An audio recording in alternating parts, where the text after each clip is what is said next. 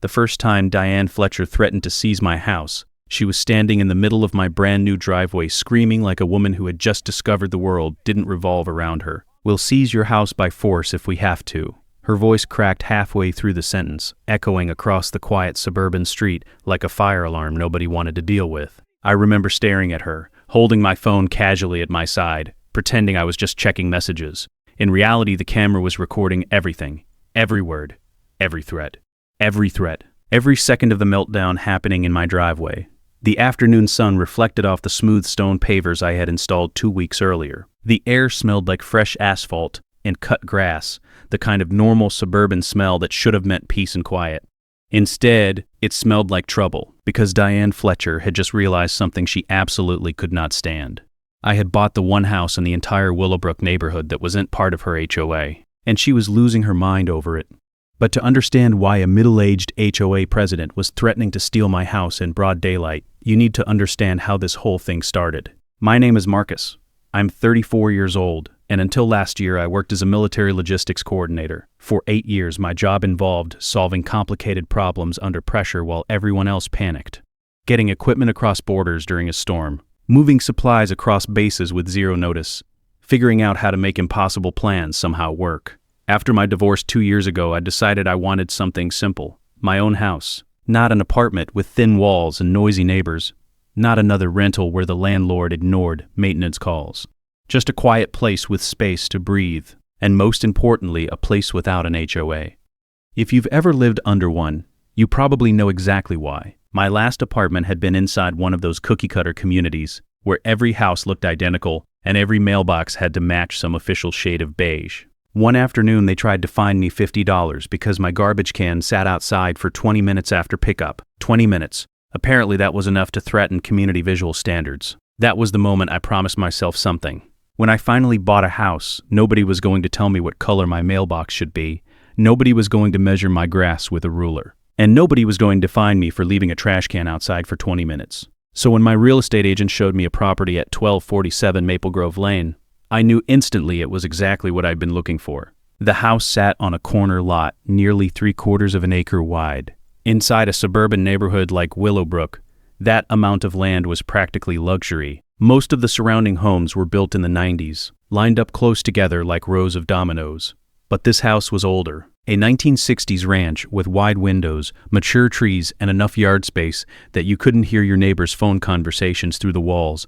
And the best part, it was never added to the HOA. Back in 1987, when Willowbrook residents created the association, the owner of my house refused to join. Her name was Mrs. Chen. According to my agent, she'd lived there for over 40 years and rejected every HOA invitation they ever sent. Apparently, she told them exactly where they could stick their membership forms. Personally, I respected that level of stubbornness. Mrs. is not apparently where they could stick that level of stubbornness. Chen was 89 when she finally decided to move closer to her daughter in Arizona. That meant the house was now on the market. And because most buyers didn't realize how valuable that little legal detail was, the listing had been sitting for weeks. I didn't hesitate. $340,000, full asking price. Cash offer. The deal closed faster than my agent expected, and 2 weeks later the keys were in my hand. For the first few days, everything felt perfect. The house needed a little cosmetic work, but nothing major. I spent mornings painting walls and evenings sitting on the back porch, listening to birds and distant lawnmowers. After years of apartment noise in crowded buildings, the silence felt incredible. I thought I had finally found a place where life could slow down. Then Diane Fletcher showed up. She arrived during my final walkthrough carrying a fruit basket. Not a fancy one either. Just the typical grocery store arrangement with plastic-wrapped apples and grapes pretending to look welcoming. Her smile was wide, but something about it felt rehearsed. "Welcome to Willowbrook," she said brightly. "I'm Diane Fletcher, the HOA president." The way she said that title made it sound less like a volunteer position and more like she'd just introduced herself as the mayor of a very small kingdom. She placed the fruit basket on my kitchen counter and looked around the house carefully, not admiring it, inspecting it. "You're going to love this neighborhood," she continued. "We have very strong community standards." I nodded politely. "I'm sure." Her eyes drifted toward the window facing the street, then back to me. "You'll obviously want to join the HOA," she said. The word obviously carried a strange amount of weight, like she couldn't imagine someone making any other decision. I shrugged. "Actually, the house isn't part of the HOA." Her smile froze instantly. It was like watching a mask crack. Yes, she said slowly. But most new homeowners choose to join voluntarily. It helps maintain property values. I leaned against the counter. I didn't buy this house to join an HOA. The silence that followed felt heavy. For a moment she just stared at me. Then the cheerful tone disappeared completely. Well, she said quietly, we'll see how long that lasts. At the time I thought it was just an awkward moment. Maybe she took her volunteer job too seriously. Maybe she was one of those people who loved rules a little too much. Either way, I didn't think much about it. Until the next morning. That's when the first letter arrived. The envelope sat neatly in my mailbox, printed with official-looking HOA letterhead. Inside was a 2-page notice listing several community violations regarding my property. According to the letter, my mailbox design did not meet neighborhood standards. My garden shed was unauthorized, and my blue exterior paint color created what they called a visual conflict with the surrounding homes. They strongly recommended repainting the house to what they described as community-compliant beige. Beige, the color people choose when they've completely given up on personality. I read the letter twice and laughed. Because legally the HOA had zero authority over my property. My house existed decades before the association was formed, which meant Diane's rules applied to every house in Willowbrook, except mine. From the kitchen window I could see Diane's house across the street. And right at that moment the blinds shifted slightly. Someone was watching. That's when I realized something important. Diane Fletcher wasn't the type of person who accepted being told no, and my house sitting outside her HOA control was probably driving her crazy. What I didn't know yet was just how far she was willing to go to fix that problem. Because Diane Fletcher didn't just want me to join her HOA. She wanted control, and she had already decided that one way or another, she was going to get it. The first official complaint against my house happened 3 days after that letter. At exactly 9:15 in the morning, a white city inspection truck rolled slowly into my driveway while I was drinking coffee on the back patio. The tires crunched over the gravel like someone deliberately trying to announce their arrival. A tired-looking city inspector stepped out holding a clipboard. He didn't look angry. He didn't look concerned. He mostly looked confused.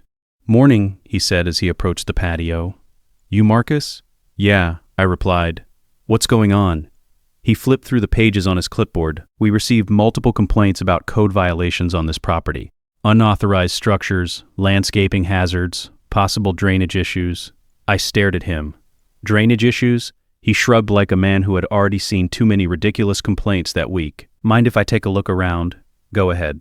For the next 15 minutes he walked slowly around my yard, occasionally glancing down at the paper in his hand. The more he looked, the more puzzled he seemed. My grass was trimmed. The garden beds were clean.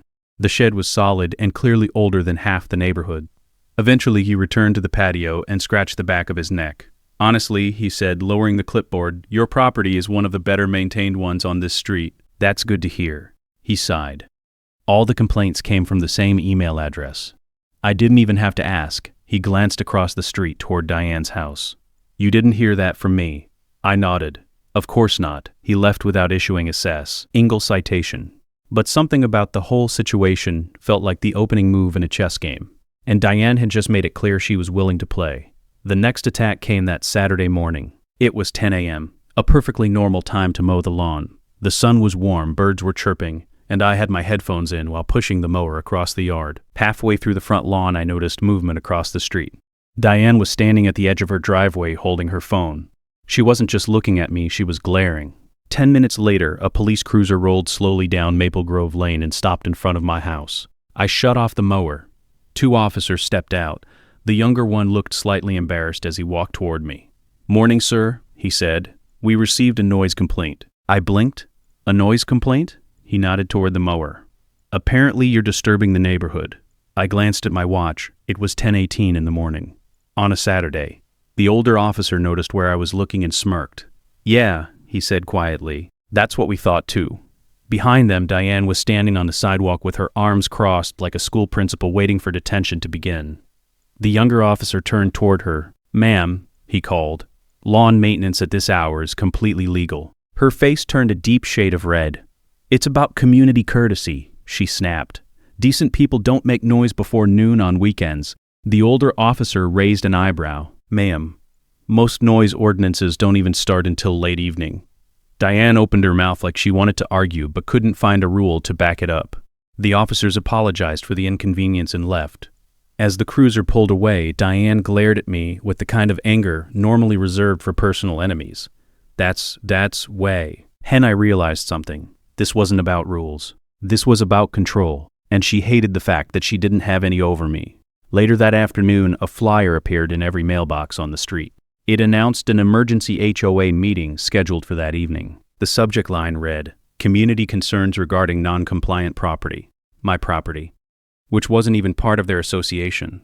Curious, I decided to attend. The meeting took place in the small clubhouse at the center of Willowbrook.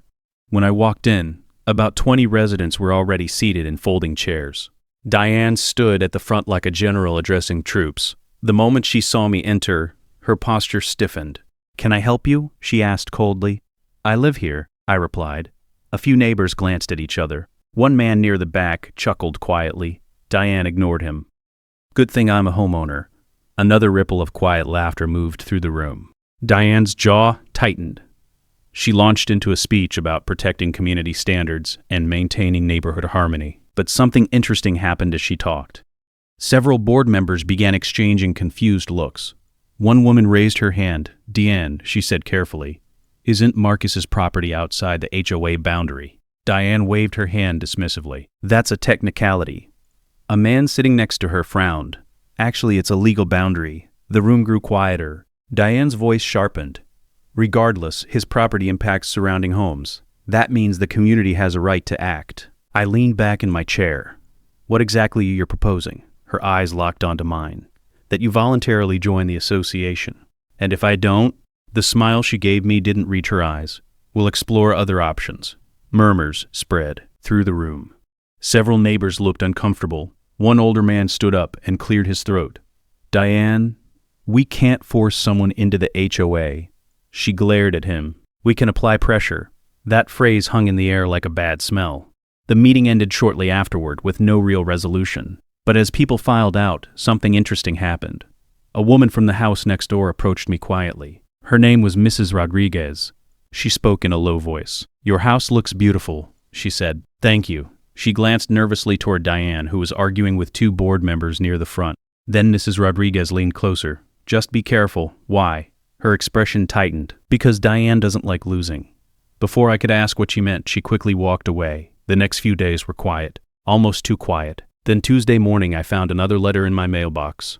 This one was sent by certified mail. The document inside claimed my driveway violated neighborhood standards and demanded it be replaced within 30 days. Failure to comply would result in legal action. I stood there reading it in the driveway while the morning sun warmed the pavement. Across the street, Diane's curtains shifted again, watching, waiting. Instead of getting angry, I started smiling. Because something about the letter gave me an idea. If Diane wanted to complain about my driveway, then I was about to give her a much nicer one to complain about. That same week I hired a contractor. By Friday morning they were tearing out the old concrete and installing premium permeable stone pavers. The upgrade cost nearly $8,000. When it was finished, the driveway looked like something outside a luxury resort. Several neighbors walked past just to admire it. Mrs. Rodriguez peeked over the fence. "It's beautiful," she purred. "But Diane is going to be furious." I shrugged. What's she going to complain about now? Across the street, Diane stood frozen in her yard, staring at the new driveway like someone who had just watched their plan explode. That's when I realized something important. She wasn't just annoyed anymore. She was getting desperate. And desperate people tend to make mistakes. Diane didn't react to the new driveway the way most normal neighbors would. Most people would have ignored it, maybe even complimented it. Diane treated it like a personal attack. The morning after the installation finished, I stepped outside to grab the newspaper and immediately noticed something strange. 3 different cars were parked slowly along the street, not normal parking. The engines were still running. Inside each car sat someone holding a clipboard. They were staring at my house. At first, I thought it might be contractors or city surveyors, but then one of them stepped out and began taking photos of my yard. That's when Diane appeared. She walked across the street briskly like a supervisor inspecting a construction site. "Make sure you get the shed," she told the man with the camera, "and the landscaping along the fence." I leaned against my mailbox. "Morning, Diane." She turned, clearly annoyed that I'd spoken. "These are HOA documentation officers," she said stiffly. "They recording violations." "Violations of what?" "Community standards." I gestured toward the driveway. You mean the driveway that increased my property value by about $10,000? Her lips tightened. That driveway does not match the approved community material list. I couldn't help laughing. You do realize this house isn't in your HOA, right? One of the clipboard guys shifted awkwardly. He clearly didn't want to be standing in the middle of whatever argument this duo. Diane ignored my comment. We're documenting everything. Go ahead, I said. Just make sure you get my good side. For the next 10 minutes, they photographed my yard, my shed, my mailbox, and even the color of the house. When they finished, Diane walked back across the street without another word. But the message was obvious. She was building a case. The problem for her was that she still had no legal authority over my property. That's when I started thinking less like a homeowner and more like the logistics officer I used to be. When someone starts building a case against you, the smartest move isn't confrontation. It's documentation.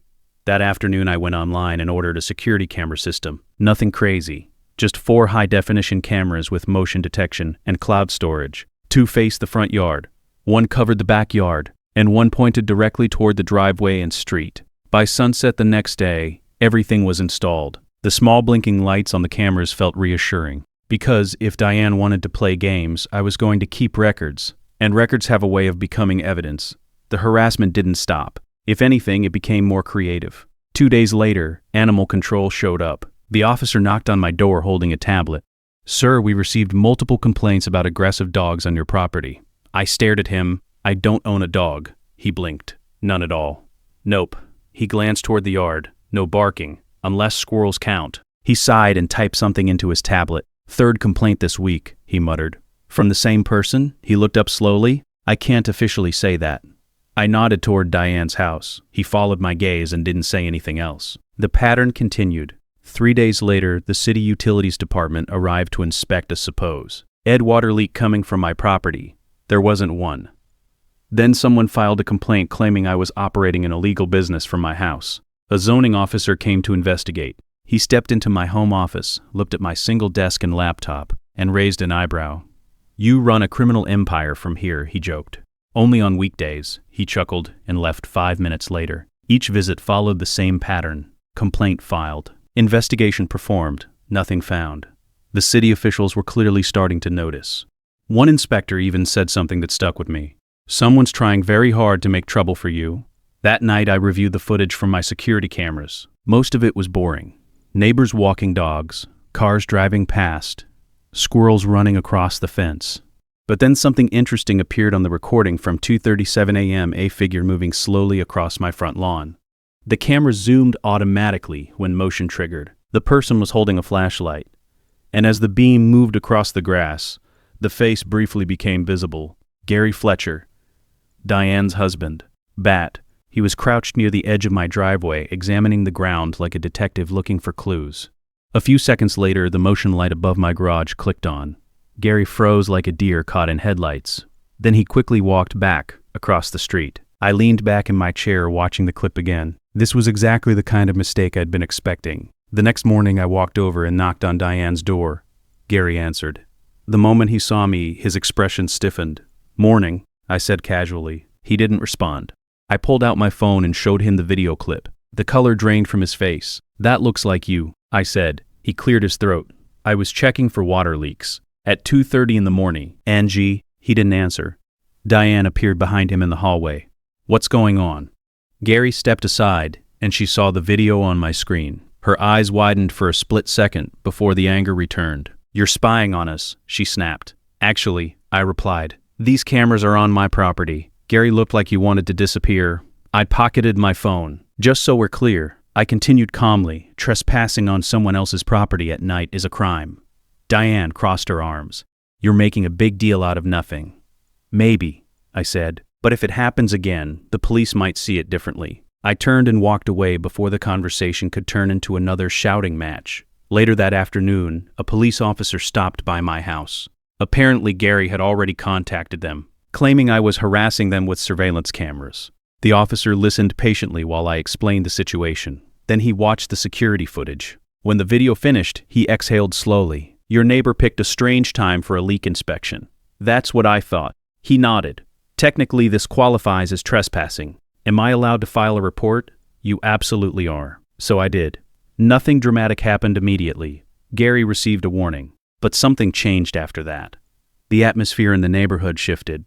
Neighbors started watching. People who previously avoided eye contact began nodding politely when I walked past. Word had spread about Gary sneaking around my yard at night, and Diane clearly hated that. The following evening, I was sitting on my porch when someone approached the front gate. It was a man in his late 50s holding 2 bottles of beer. "Marcus?" he asked. "Yeah." He handed me one. "Name's Tom Bradley." We sat on the porch as the sun dipped behind the trees. Tom took a sip and sig. "Head, you're handling Diane better than most people." "Most people," he chuckled. "You think you're the first person she's tried to push out." That caught my attention. Tom leaned forward slightly. "I used to be on the HOA board." "Used to?" "I quit 2 years ago." "Why?" He stared across the street toward Diane's house. "Because once you see how she operates, you realize it's not about neighborhood rules." "So what is it about?" Tom took another sip of beer. "Money." The word hung in the warm evening air. "Diane runs a real estate company," he continued. "Whenever someone in this neighborhood gets tired of dealing with her harassment, they sell. And then, her company buys the property." A cold realization slowly settled in my chest. "And flips it for profit." Tom nodded. "Exactly." I looked across the street. Diane's living room lights had turned on. Her silhouette moved past the window, watching, calculating. And suddenly everything started making sense. The complaints, the inspections, the pressure campaigns. She wasn't just trying to force me into the HOA. She was trying to make living here miserable enough that I'd sell. Tom set his empty bottle on the porch railing. "You've got something she wants," he said quietly. "My house, your land." He stood up to leave. "Just be careful, Marcus." "Why?" Tom glanced back toward Diane's house one last time, because when Diane Fletcher wants something, she doesn't stop until she gets it. As he walked down the driveway, I sat there thinking about everything that had happened over the past few weeks, and for the first time, I realized this situation wasn't just neighborhood drama. It was a strategy. A calculated one. Diane Fletcher wasn't just an annoying HOA president. She was running a business, and I had just become the biggest obstacle standing in her way. That night, I barely slept. Not because I was scared, because my brain wouldn't shut off. Diane's words kept replaying in my head. "We're initiating a petition process to incorporate your parcel into Pine Ridge HOA jurisdiction." I had owned houses before. I dealt with zoning boards, permits, and county offices, but I had never heard of an HOA just absorbing someone's property like that. It sounded insane. Still, the confidence in Diane's voice bothered me. She hadn't sounded like someone bluffing. She sounded like someone who thought she had a plan. So the next morning I started making calls. The first call was to the county property records office. After sitting through 20 minutes of hold music, a woman finally picked up. "County Assessor's Office, how can I help you?" "Hi," I said. "I need to confirm something about my property boundaries." She pulled up the parcel. "Yes, 214 Pine Ridge. What's the question? Is my property part of Pine Ridge HOA?" "No." "Can they add me without my consent?" She paused. "Not normally."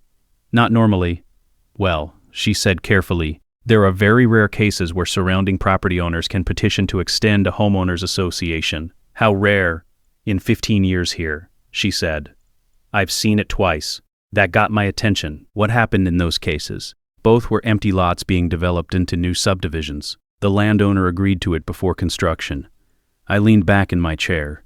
"So they can't force an existing homeowner into it? Not without your signature." Relief washed through me. "Okay, good." But before I hung up, she added one more sentence. However, my stomach tightened. There are legal tactics some HOAs try. Easement claims, shared infrastructure agreements, access roads, things like that. Meaning?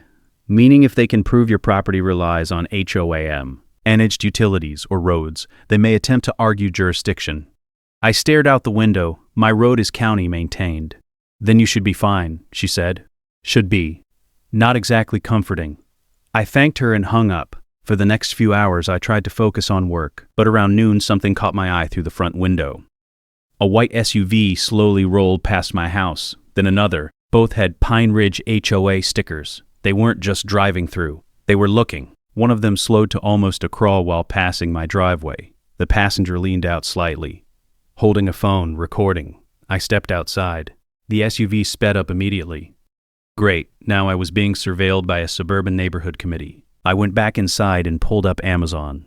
10 minutes later, I ordered, Beckett 4 outdoor security cameras, a Pride Blub, pay games. I doorbell security cameras. I doorbell pay games. I was going to have everything recorded. The cameras arrived 2 days later, and installing them turned out to be the best decision I could have made. Because 3 nights after that, something happened. It was around 1:40 a.m. My phone buzzed on the nightstand. Motion-detected driveway camera. I groggily grabbed it. At first, I assumed it was a raccoon or a stray cat. Then the video loaded, and I instantly sat up. 2 people were in my driveway, both wearing hoodies. One was standing next to my truck. The other was crouched near the front tire. My heart started pounding.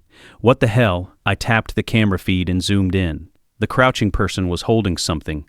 A knife. He pushed it into the tire. A loud hiss echoed through the camera microphone. They were slashing my tires. I jumped out of bed and ran to the window. By the time I reached it, they were already sprinting down the street. A dark sedan pulled up to the corner. They jumped inside, and it drove off. I stood there for a long moment staring at my truck. Then I looked back at my phone and replayed the footage. Over and over, the hoodies hid their faces, but something about their posture looked familiar. One of them moved in a stiff, deliberate way, like someone older, and then something else caught my eye. As the sedan drove off, the streetlight briefly illuminated the driver's face, just for a second. But it was enough. My stomach dropped, because I recognized her, Diane. She wasn't wearing a hoodie. She was sitting behind the wheel, watching. The next morning I called the police. The officer who showed up was calm, polite, and clearly used to neighborhood drama. "Let's see the footage," he said. I showed him everything. He watched quietly. When Diane's face appeared in the frame, he paused the video. "You know her?" "Yes." "Name?" "Diane Keller." "President of Pine Ridge HOA." He raised an eyebrow. "HOA president." "Yep." He leaned back in the chair. "Well, that's a new one." I explained everything. The towing attempt, the harassment, the annexation threat. The officer took notes. Then he sighed. "Look, I'll be honest with you. Okay. Without clear identification of the people who damaged the tires, it's hard to press charges. But she's literally driving the car." "Yes," he said. "But she could claim she didn't know what they were doing." "That was infuriating. So she gets away with it." "Not necessarily," he said. "This video still helps establish harassment if the behavior continues." He handed me a case number. "Call us if anything else happens." After he left, I replaced my tires. $800. Out of pocket. But that wasn't the part that bothered me. What bothered me was realizing something. Diane had crossed a line. This wasn't HOA nonsense anymore. This was criminal behavior. And if she was willing to vandalize my property, what else was she willing to vandalize my property? What else was she willing to do? I didn't have to wait long to find out. Because 2 days later, the letter arrived. It was taped to my front door. No envelope. Just a thick packet of papers. The top page read, "Formal notice of property seizure EVR. Notice of property seizure review." I frowned and flipped through the pages. Legal language. HOA. Bylaws. Petition signatures. 37 names. All residents of Pine Ridge. At the bottom of the final page was a handwritten note. In thick red marker. Diane's handwriting. It said, "You should have just followed the rules." And underneath it, the sentence that made my stomach twist. "We'll seize it by force if we have to." "We'll seize it by force if we have to." I stared at that sentence for a long time. "We'll seize it by force if we have to." It was written like a threat, not legal language, not HOA policy. Just Diane, angry and unhinged, scribbling something that she probably thought would scare me into giving up. Instead, it did the opposite. Because the moment I read it, something clicked in my head. She just made a huge mistake. That note turned everything from annoying HOA harassment into something much more serious. Intimidation, threats, potential property interference. And the best part, she'd written it herself. I grabbed my phone and took pictures of every page. Front, back, close-ups of the handwriting, the signatures, everything. Then I put the packet in a plastic folder. Evidence. After that, I called someone I should have called days earlier. A real lawyer, not an HOA consultant. An actual property attorney. His name was Eric Patel, and his office was about 20 minutes away in town. I explained the situation over the phone. At first he sounded mildly interested. Then I mentioned 3 things. The attempted tow, the tire slashing, and the note. There was a pause on the line. Then he said, "Can you bring everything you have into my office today?" 2 hours later, I was sitting across from him at a conference table. Eric was the opposite of Diane's guy Robert. Calm, quiet, methodical. He went through every document one by one, the HOA packet, the petition signatures, the photos of the threat. Then I showed him the security footage. He leaned back in his chair when Diane's face appeared in the car. "Wow," he said softly. "That bad?" I asked. He smiled slightly. "For them, yes." He tapped the red marker message. "This alone is reckless." Then he pointed to the petition. "And this is legally meaningless." Meaning they can't annex your property like this. That's what I thought. However, he said, what they can do is make your life miserable while pretending they have authority. I nodded. They've already started. Eric closed the folder. "Well, I think it's time we stop them." That was the first moment I realized something important. Diane thought she was the aggressor, but she had no idea she had just handed me the tools to destroy her entire HOA campaign. Eric drafted 2 letters that afternoon. The first was a cease and desist order addressed directly to Diane and the Pine Ridge HOA board. It outlined belt harassment, illegal, towing attempts PEC, property damage, under investigation facts property damage, under investigation threats. At the bottom it warned that further interference would trigger a civil lawsuit. The second letter went to something much more important. The County HOA Oversight Office. Apparently, HOAs in our state are required to follow strict rules about jurisdiction, enforcement, and property boundaries.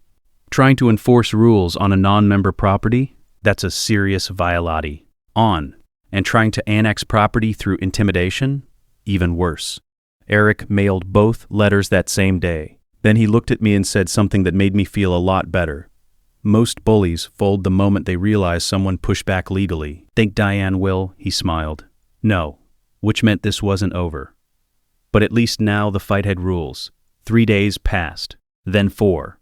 For the first time since moving in, things were quiet. No HOA SUVs, no random compliance officers, no letters taped to my door. I started thinking maybe Eric was right. Maybe Diane had finally realized she'd gone too far. Then Saturday morning happened. I was in the kitchen making breakfast when I heard engines outside.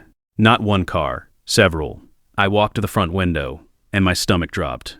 6 vehicles were parked in front of my house, 2 SUVs, 3 sedans, and a pickup truck, all with Pine Ridge HOA decals. My first thought was that Diane had lost her mind. My second thought was that something bigger was happening, because people were getting out of the cars. Lots of people. At least 10, some holding folders, some holding clipboards, and leading them all up my driveway was Diane. She looked furious, but also weirdly confident, like someone who thought they were about to win. I stepped outside. "What's this?" I asked. Diane didn't answer immediately. Instead, she turned to the group behind her. "Everyone ready?" A few people nodded. Then she faced me. "We're conducting an official HOA enforcement inspection." I laughed. "You can't inspect property you don't control." Robert, the so-called legal consultant, stepped forward again. "We're here to document violations before submitting our annexation request." "You mean the one that isn't legally valid?" Diane's smile twitched. "Oh, it will be." Then she waved toward my yard. "Go. Ahead." 3 people immediately started walking across my lawn, taking photos, pointing at things. My shed, my truck, my fence. I stepped in front of them. "Stop." One of them looked uncomfortable. Diane didn't. "This inspection is authorized." "No, it isn't." She crossed her arms. "You're obstructing an official process. And you're trespassing." That word made a few of the board members hesitate. Robert leaned toward Diane and whispered something. She shook her head angrily. Then she raised her voice so everyone could hear. "This property is about to become part of Pine Ridge HOA, whether he likes it or not." The neighbors behind her murmured. Someone started writing on a clipboard. Someone started writing on a clipboard. I pulled out my phone and started recording. "Diane," I said calmly, "I am giving you one chance to leave my property." Her eyes narrowed. "Or what?" "Or I call the police." She actually laughed. "Go ahead." So I did. 10 minutes later, a sheriff's cruiser rolled up. The deputy stepped out, looking confused by the crowd. "What's going on here?" Diane jumped in before I could speak. "We're conducting an HOA compliance inspection." The deputy looked at me. "Is this your property?" "Yes." "Are you part of their HOA?" "No." He turned back to Diane. "Well, that's a problem." She immediately started arguing. "We're in the process of annexing the property." "That hasn't happened yet," the deputy said, "but it will." "Ma'am," he said patiently, "until it does, you don't have authority here." Diane's face turned bright red. "We have signatures." The deputy shrugged. Doesn't matter. Then he pointed toward the street. I'm going to need everyone who doesn't live here to step off the property. Some of the board members immediately backed away, but Diane didn't move. She pointed directly at me. You think this is over? The deputy raised an and. You think this is over? The deputy raised an eyebrow. It's over for today. She stared at me for a long moment. Then she said quietly, through clenched teeth, You should have just joined. And finally, she turned and walked back to the SUVs. One by one, the others followed. The cars pulled away, and the street went silent again. The deputy shook his head. HOA drama? You have no idea? He laughed. Actually, I probably do. Before leaving, he said something interesting. If they come back again, call us immediately. Oh, I will. What Diane didn't know was that while she was putting on that little show, something else had been happening behind the scenes. Because earlier that morning, Eric had called me. And what he told me meant Diane's entire plan was about to collapse. Hard. When Eric called that morning, I almost didn't answer. I was halfway through fixing a loose hinge on the shed door when my phone started buzzing in my pocket. His name popped up on the screen. I wiped my hands on my jeans and picked up, Hey, Eric. His voice sounded amused. Are you home right now? Yeah. Good, he said. Because things are about to get interesting. That immediately got my attention. What happened? Well, he said casually, remember the complaint we filed with the county HOA oversight office? Yeah. They moved faster than I expected. I leaned against the shed, meaning they opened a formal investigation into Pine Ridge HOA yesterday. My eyebrows went up. That fast? The evidence helped, he said. Especially the threat you showed me, the red marker note. We'll seize it by force if we have to. Eric continued. Threatening property seizure outside legal authority is not something regulators enjoy seeing. I couldn't help smiling a little. So what happens now? 2 things, he said. First, the county sent a notice to the Pine Ridge HOA board demanding documentation of their authority to annex your property. And they don't have any. That was satisfying to hear. And the second thing, Eric paused. Someone from the county is visiting Pine Ridge today. To do what? To speak with the HOA board directly. I glanced toward the street. Well, that timing is funny. Why? Because Diane just showed up with half the HOA trying to inspect my property. There was a long pause on the line. Then Eric chuckled. Oh, this is going to be good. About 40 minutes after Diane and her little parade left my driveway, 2 new cars pulled into the neighborhood. They weren't HOA vehicles. They were county sedans. And they didn't stop at my house. They drove straight toward the Pine Ridge neighborhood entrance. I couldn't see what happened after that, but later that afternoon, my phone rang again. Eric. So, he said. So, you're going to enjoy this. I sat down on the porch. I'm listening.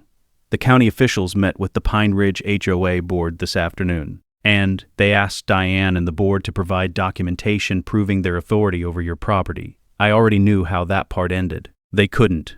Correct. But that wasn't the worst part. Oh, Eric's voice carried a hint of disbelief. One of the board members apparently mentioned the towing attempt. I sat up. They told them about that. Apparently Diane had bragged about it during a meeting. That was incredibly stupid. Eric continued. The county officials asked for details. And Diane gave them? She did. I started laughing. You're kidding. Nope. Eric paused before delivering the part that made everything worth it. She also confirmed that she had personally organized the inspection attempt this morning, with 10 people, on property they knew they didn't control. I leaned back in the chair. So, how bad is this for them? Very. The county issued Pine Ridge HOA a formal warning that same day. It included several violations. By code attempting to enforce HOA rules outside jurisdiction, 5 ronating illegal towing action, by code any 5 ronate on unauthorized property inspection, intimidation and harassment of a non-member homeowner, and the big one, threatening seizure of private property. The letter demanded the HOA cease all actions involving my property immediately. If they didn't, the county would begin proceedings to suspend their HOA charter, which meant the entire Pine Ridge HOA could literally lose its legal authority to operate, over Diane's tantrum. But the story didn't end there, because remember the tire slashing. A week after the county stepped in, the police called me. The detective assigned to the case had reviewed the footage again, and this time something new stood out. The sedan Diane had been driving. Turns out the license plate was visible in one of the frames, clear enough to identify. Registered to Diane Keller. Once they connected the vehicle to the vandalism incident, they brought her in for questioning. I wasn't in the room, obviously, but according to the detective, she panicked. First, she claimed she had just been driving through. Then she said she didn't know the people in the hoodies. Then she changed the story again. Eventually, one of the two guys involved admitted everything. They were her nephew and his friend. She had asked them to teach me a lesson, which is how the HOA president of Pine Ridge ended up facing charges for criminal mischief and conspiracy to damage property. The HOA board removed her as president almost immediately. Apparently, the rest of them weren't interested in losing their entire association over her personal vendetta. Robert, the so-called legal cons. Alton vanished too. Never heard from him again. A month later, the HOA sent me a formal letter. This one was very different from the last one Diane had taped to my door. It was polite, professional, and very, very careful. It basically said, Pine Ridge HOA acknowledges that 214 Pine Ridge is not, and will not be, part of the association. They apologized for misunderstandings and confirmed no future enforcement actions would occur. Translation, please don't sue us. Eric framed the letter as a joke, but the best part came a few weeks after that. I was outside mowing the lawn when a car slowed down near my driveway. For a second, I thought it might be more HOA drama, but it was just one of the Pine Ridge residents, an older guy who had apparently watched the whole saga unfold. He rolled down his window and laughed. "You're the guy who beat Diane." "I guess so." He shook his head. "You have no idea how many people in that neighborhood are grateful." "Why?" "Because she'd been bullying everyone for years." He pointed toward the entrance sign. "You taking her down probably saved half the neighborhood from more HOA nonsense." Then he drove off, and I stood there in my yard realizing something. When I bought this house, I thought I'd simply avoided the nightmare of living in an HOA. What I didn't expect was accidentally becoming the guy who broke one. All because one HOA president couldn't handle the fact that my house wasn't under her control. And if there's one lesson in this whole story, it's this. Some people think power means they can bully whoever they want, but the moment someone pushes back, the entire house of cards falls apart.